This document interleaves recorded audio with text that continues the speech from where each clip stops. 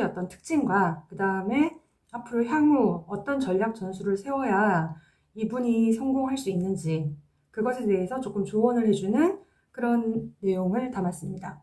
한번 사주 분석한 거 보시죠.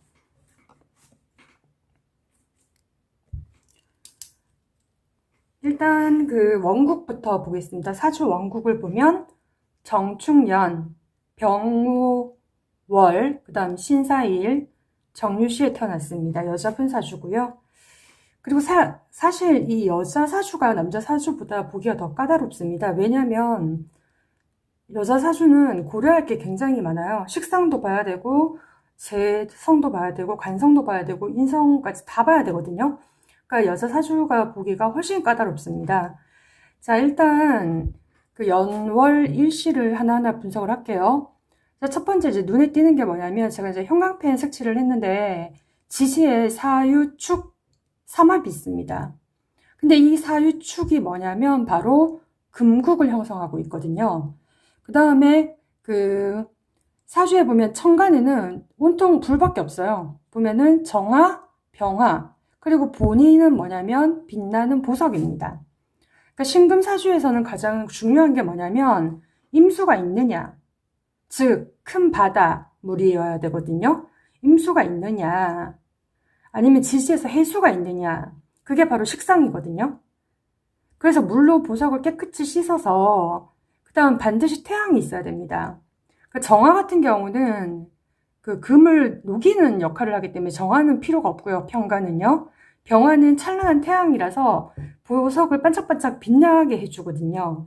그래서 신금을 볼 때는 가장 중요한 게 뭐냐면 태양과 또 식상, 그 물이 있느냐가 중요해요. 근데 이분 같은 경우는 일단 월간을 보게 되면 천간에 정관이 떠 있고요. 그 다음에 지지에는 오화가 깔렸습니다. 월주에. 그래서 그 오화의 어떤 지장간을 분석하게 되면은 병기정이 10, 10, 11의 어떤 비율로 뿔이 내려있죠. 그래서 이 병화가 간여지동이기도 하고 이 신금 입장에서는 정관이 되는 겁니다. 그래서 어떻게 되냐면 그 남자가 사주에 많은 사주가 되는 거죠. 지금 정관도 있고 그 정화도 있죠. 근데 이 정화 같은 경우는 축토에 인묘를 하거든요. 그렇게 본다면 이 아가씨의 사주는 병화가 온전히 있는 사주가 된다는 겁니다. 그러니까 이제 정관격 사주가 되는 거죠. 정관격. 그러니까 좋은 배우자를 만날 확률이 높아집니다. 그 다음에 신사일주이기 때문에 더 하고요. 이 사화가 뭐냐면 또 정관이거든요. 근데 문제는 뭐냐면 간이 너무 많아요. 관성이. 다 지금 간성하고 지금 도표를 보게 되면은 인성, 자신, 식상, 재성, 관성이 오행이 상색상극을 해줘야 되는데 이 아가씨 같은 경우는 관성하고 자신이 딱 대치가 되고 있는 이 두 개의 성분밖에 없고 인성도 전무하고 재성도 없고 식상도 없는 상태입니다.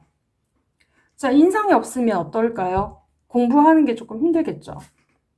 인성은 자격증이 되고 공부가 되거든요. 그 다음에 동시에 문서운도 됩니다. 부동산이라든지 어떤 내가 어떤 문서운 그런 건데 지금 인성이 전무하기 때문에 그런 곳과는 인연이 좀 없다는 겁니다. 또 이제 인성이 없기 때문에 관과 자신밖에 없는 거죠. 딱 대치되고 있는 상태거든요.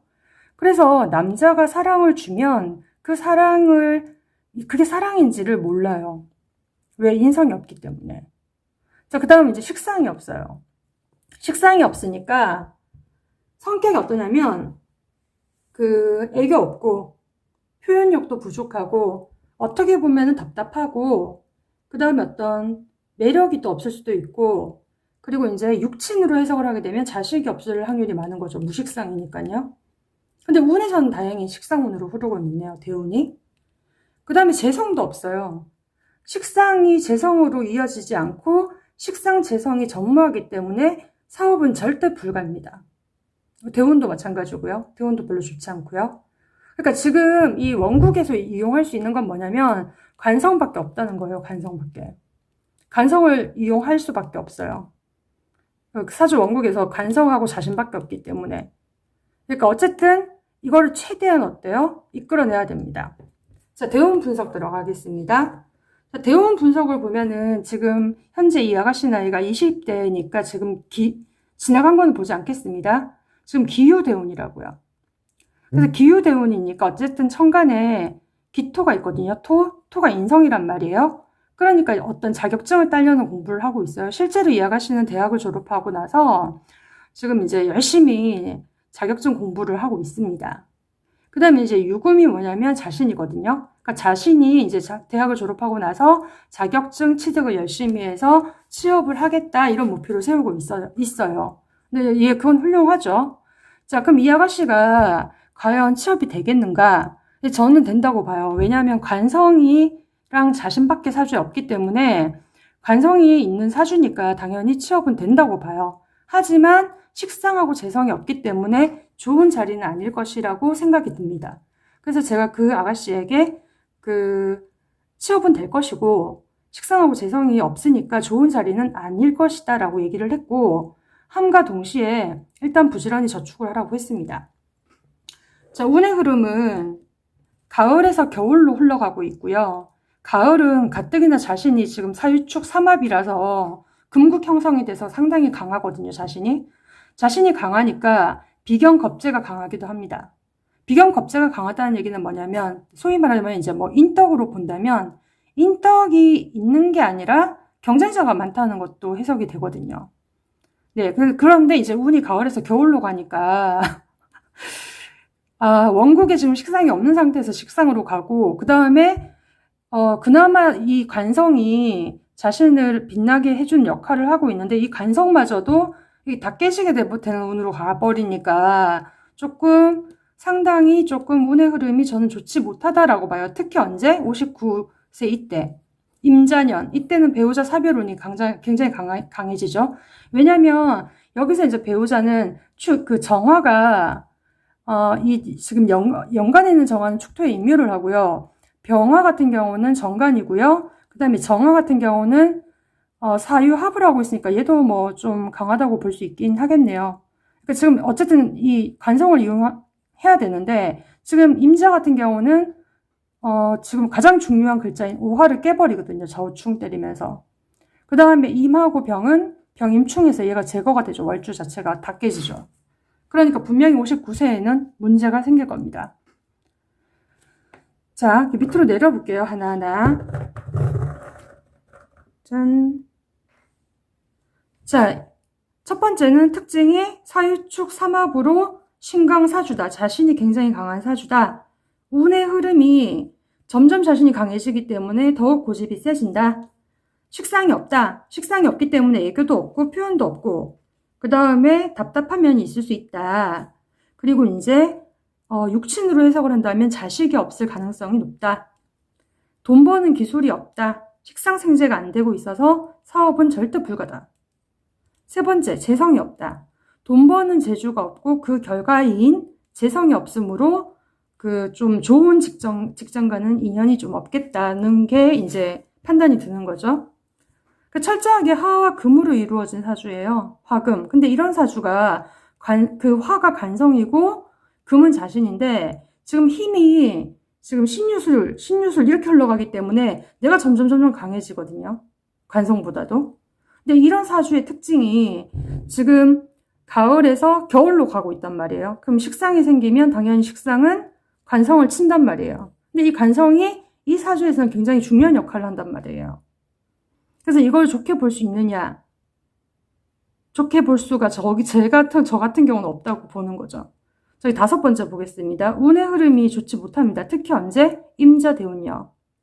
천간이 병임충하고 있고요. 지지가 좌우충되기 때문에 소중한 화가 다 깨어집니다. 자, 그러면 이제 솔루션이 없을까? 솔루션 분석을 또 들어갔어요. 자, 일단 관성이 원국에 있고 또 남자를 잡을 수 있는 시기가 29세부터 31세입니다. 세운이 이때가 좋거든요. 세운은 제가 조금 뺐어요. 세운이 좋기 때문에 이때 무조건 결혼을 하라고 했습니다. 뭐 성격 이런 거 보지 말라고 했어요. 세운 정해주고 반드시 결혼을 하고, 식상이 전무하고 재산도 전무하고 운의 흐름이 불리하기 때문에 식상인 자식을 잘 태기를 해서 낳을 것을 언급했습니다. 특히 이 사주 같은 경우는 호랑이띠가 들어오면 좋죠. 호랑이띠 남자애를 놓으면 가장 좋죠. 왜냐면 인호 반합을 하거든요. 인호 반합을 하게 되면은 이 인목이 관성도 살려주면서요, 재성도 살려줍니다. 어차피 식상은 운으로 가기 때문에 일단 식상은 보충이 된다고 본다면 지금 관성도 살리고 재성도 살리는 건 이 애를 잘 낳는 수밖에 없어요. 또 자식 자체가 식상을 의미하기도 하거든요. 근데 이 경우에는 또 식상이 없는 사주이기 때문에 상당히 퇴기를 잘해야 됩니다. 그렇다고 한다면 이렇게 불리한 운도 어때요? 버틸 수 있겠죠. 그리고 가능하면 해외에 거주하면 좋다. 그러니까 배우자를 선택할 때 해외에 이민 갈 수 있는 가능성이 높은 배우자를 선택해서 가능하면 동남아라든지 뭐 싱가포르, 그 다음에 호주 같은 따뜻한 나라로 가는 것을 이민 권유를 했고요. 그리고 이 시기에 반드시 뭐 결혼 정보 회사든 뭐든 수단과 방법을 가리지 말고 결혼을 하라고 저는 조언을 했습니다. 일단 뭐 아가씨는 만족도가 굉장히 높았고요. 뭐 그랬습니다. 제가 이제 커피 한잔 하면서 이 아가씨 사주를 이제 분석을 해주고 나서 제가 너무 열심히 열정적으로 사주 분석을 해줬더니 이 아가씨도 너무 깜짝 놀라고, 저도 참 저지만 저도 좀 깜짝 놀랐어요. 앞으로 이분은 저의 어떤 팬이 될 것 같습니다. 제가 커피 한 잔 마셔주고 이게 분석을 해줬거든요. 그리고 이제 이제 계속 상담을 저와 하면서 추후 방향이 어떻게 될지를 지켜보자. 그래서 실시간으로 상담을 하자라고 얘기를 했고, 저한테 이제 카톡이나 메시지로 아마 상담을 하게 될 것 같고요. 그리고 이제 사주를 의뢰한 분들이 자기 얼굴 보여주는 거 굉장히 싫어해서 디테일한 정보는 다 없앴고 동의를 구한 사주입니다. 네, 그리고 참 재밌네요, 역학. 또 찾아뵙겠습니다.